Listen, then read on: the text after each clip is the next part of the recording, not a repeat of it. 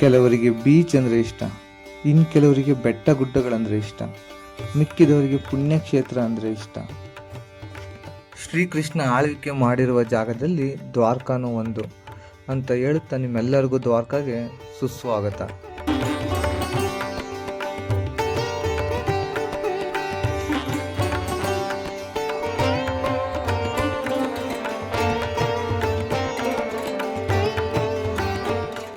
ನಾನು ಪುಣ್ಯಕ್ಷೇತ್ರದ ಕ್ಯಾಟಗರಿಗೆ ಬರೋದಿಲ್ಲ, ಆದರೂ ನಾನು ಪುಣ್ಯಕ್ಷೇತ್ರಕ್ಕೆ ಬಂದಿದ್ದೇನೆ.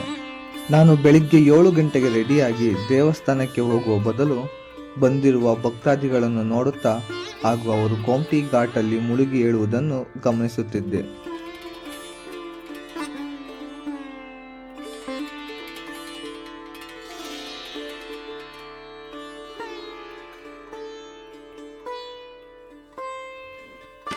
ದ್ವಾರಕಾಧೀಶ್ ದೇವಾಲಯದ ದೃಶ್ಯಗಳನ್ನು ರೆಕಾರ್ಡ್ ಮಾಡುವುದಕ್ಕೆ ಬಿಡುವುದಿಲ್ಲ ಎಂದು ತಿಳಿದಿದ್ದರಿಂದ ನಾನು ದೇವಸ್ಥಾನಕ್ಕೆ ಹೋಗುವುದು ಬೇಡ ಎಂದಿದ್ದೆ. ಆದರೆ ಮನಸ್ಸಿನಲ್ಲಿ ಏನೋ ತಳಮಳ. ಆ ತಳಮಳ ನಿಂತಿದ್ದು ನಾನು ದೇವರ ದರ್ಶನ ಪಡೆದ ನಂತರವೇ. ದರ್ಶನ ಪಡೆದ ದೃಶ್ಯವನ್ನು ವರ್ಣಿಸಲು ನಾನು ಮೂಕವಿಸ್ಮಿತನಾಗಿದ್ದೆ.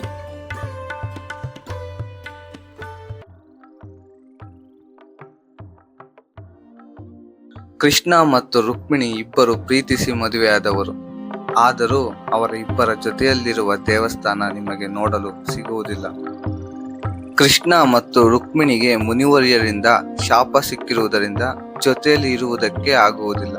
ಆದ್ದರಿಂದ ರುಕ್ಮಿಣಿ ದೇವಿಯ ದೇವಸ್ಥಾನ ದ್ವಾರಕಾದಿಂದ ಸುಮಾರು 2 ಕಿಲೋಮೀಟರ್ ದೂರವಿದೆ.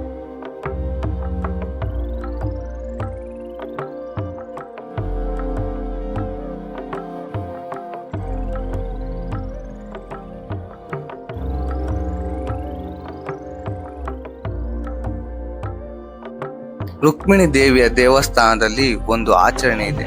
ಅದುವೇ, ನೀವು ಮನೆ ಕಟ್ಟಿಸುವುದಾದರೆ ಅಥವಾ ಮನೆಯನ್ನು ಖರೀದಿಸುವುದಾದರೆ ನೀವು ಇಲ್ಲಿ ಮನೆಯ ರೀತಿ ಕಲ್ಲಿನ ಮೇಲೆ ಕಲ್ಲನ್ನು ಕಟ್ಟಿ ನೀವು ಮನಸ್ಪೂರ್ವಕವಾಗಿ ಬೇಡಿಕೊಂಡರೆ ನಿಮ್ಮ ಆಸೆ ಈಡೇರುತ್ತದೆ.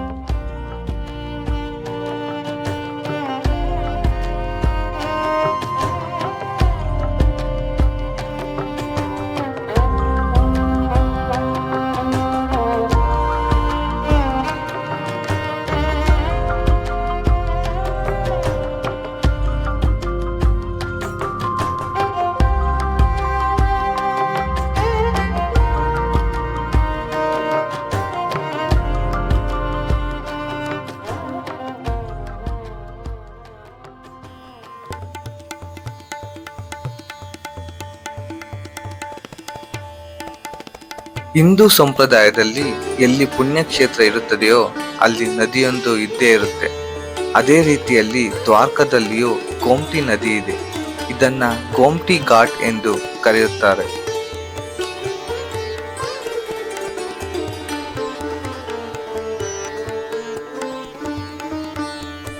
ಈ ನದಿ ಅರೇಬಿಯನ್ ಸಮುದ್ರಕ್ಕೆ ಸೇರುತ್ತದೆ.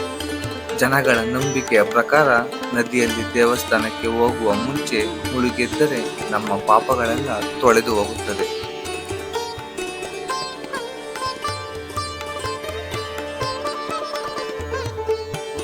ಗೋಮತಿ ಘಾಟಲ್ಲಿ ಸಂಜೆ 7:30ಕ್ಕೆ ಸಂಧ್ಯಾ ಆರತಿಯನ್ನು ದೇವಸ್ಥಾನದ ಪುರೋಹಿತರು ನಡೆಸಿಕೊಡುತ್ತಾರೆ.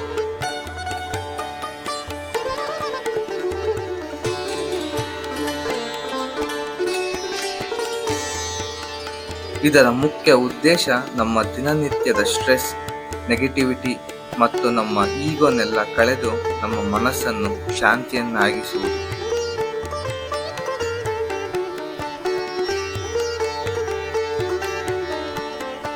ನಾನು ದ್ವಾರಕಾಗೆ ಹೋಗಿರುವ ಕಾಲ ಅಧಿಕ ಮಾಸದಂದು. ಈ ಕಾಲದಲ್ಲಿ ನಾವು ಏನನ್ನಾದರೂ ಚಿಕ್ಕದಾಗಿ ಬೇಡಿಕೊಂಡರೂ ಅದು ನಮಗೆ ದೊಡ್ಡ ಪ್ರಮಾಣದಲ್ಲಿ ಫಲಿಸುತ್ತದೆ.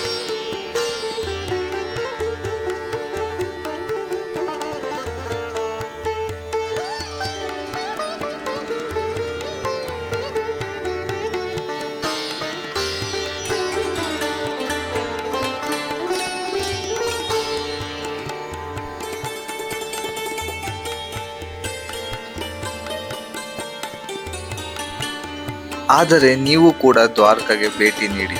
ಕೃಷ್ಣನ ದರ್ಶನ ಪಡೆಯುವಾಗ ನಿಮಗೆ ಕೃಷ್ಣನಿಗೆ ಹತ್ತಿರವಾದಂತನಿಸುತ್ತದೆ.